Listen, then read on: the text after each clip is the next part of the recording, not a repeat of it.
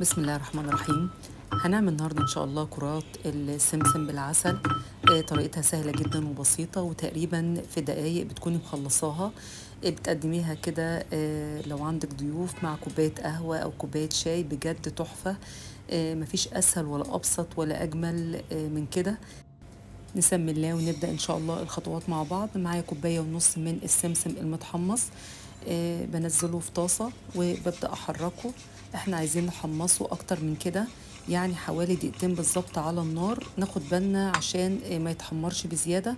احنا عايزينه يعني يسخن شوية، حوالي دقيقتين بالظبط. وبعد كده هنزل عليهم بنص كوباية من العسل الأسود.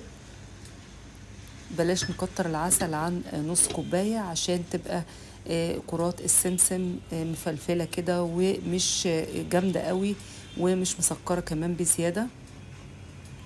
قلبتهم على النار بالظبط 3 دقايق، يعني احسبيهم على الساعة، لحد ما المكونات كلها تندمج مع بعض ويبدأ كده العسل ينشف شوية، بس مش للدرجة ان هو يحجر معانا، يعني بالظبط 3 دقايق.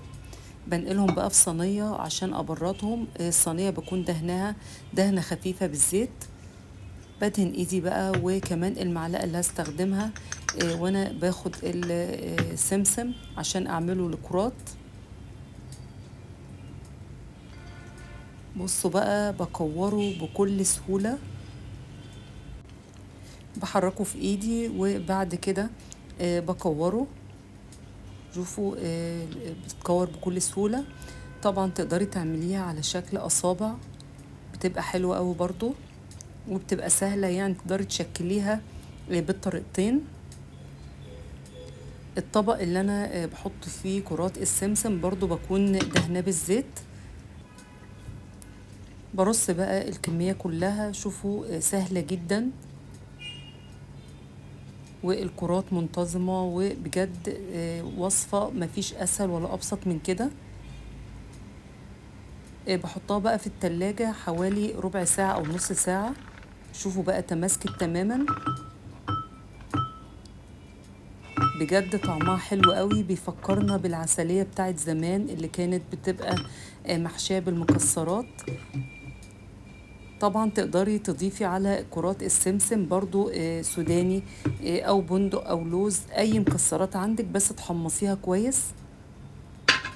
طبعا الطعم بالمكسرات بيبقى حاجة تانية خالص، بس انا عاملاها بطريقة بسيطة. شوفوا الكرات متماسكة.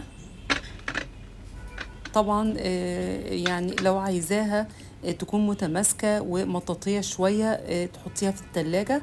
لو عايزاها دايبة زي ما هنشوف دلوقتي تقدري تسيبيها برا التلاجة. شوفوا هنا برا التلاجة بصراحة، والاتنين بيبقى طعمهم تحفة.